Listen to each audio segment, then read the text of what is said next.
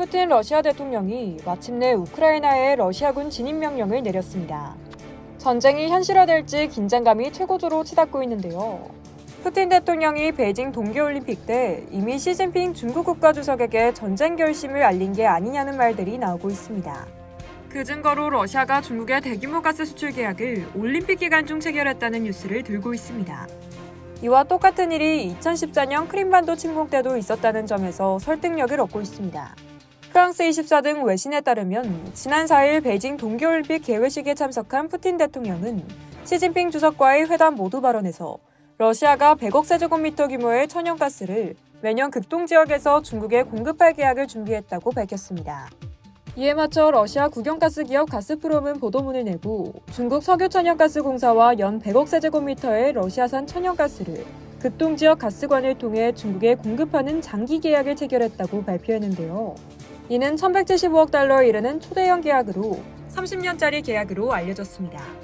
가스프롬은 2-3년 안에 러시아 극동 지역과 중국 북동부 지역을 연결하는 파이프라인을 개통할 예정이라며 이 사업이 실현되면 중국에 대한 러시아의 가스 공급은 연간 480억 세제곱미터에 달할 것이라고 밝혔습니다. 러시아는 현재 중국의 세 번째 가스 공급국입니다. 이런 양국의 밀착은 단순히 경제적인 협력을 뛰어넘습니다. 러시아가 이미 전쟁을 계획하고 있었다는 대목이 엿보이는 건데요. 전쟁이 일어나면 대유럽 에너지 수출길이 막힐 것을 미리 대비해 중국이라는 대체지를 확보한 겁니다. 이는 과거 러시아의 크림반도 합병 당시 상황과 비슷합니다. 지난 2014년 러시아가 크림반도 합병으로 미국 주도의 경제 제재를 받자 중국과 러시아는 약 4천억 달러, 한화로 치면 약 482조 원 규모의 천연가스 수입 계약을 맺었는데요. 이후 헤이룽장성을 통해 중국 동부 일대로 천연가스를 들여오는 총 연장 3,000km에 이르는 시베리아 힘 파이프라인을 만들어 2019년 말 운영을 시작했습니다. 당시 양국이 파이프라인 건설에 전격 합의한 시점은 러시아가 크림반도를 강제 합병한 지 불과 2개월 만이었습니다. 미국과 유럽이 러시아 가스 수입을 차단하며 에너지 자금줄을 틀어막자 러시아가 그 탈출구로 중국의 손을 잡은 겁니다. 차이점은 불곰이 2014년 때는 사고를 치고 뒷수습을 했다면 이번에는 누울 자리를 만들어 놓고 발을 뻗었다는 얘기죠. 러시아와 중국의 가스 동맹으로 서방의 경제 제재 조치가 큰 효과를 보지 못할 거라는 우려가 나옵니다. 국제사회의 제재 조치가 가스 동맹으로 반감이 될 수밖에 없다는 거죠.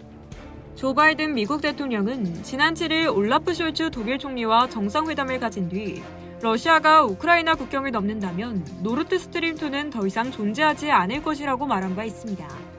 이는 러시아가 쥐고 있는 가장 큰 무기이자 돈줄인 독일행 가스파이프를 폭파시켜 러시아가 제멋대로 굴지 못하도록 하겠다는 가장 큰 위협이었습니다.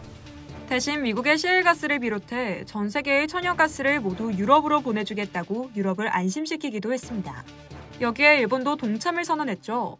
하지만 미국의 제재는 생각만큼 크게 위협적이지 않다는 평가가 나오고 있는데요.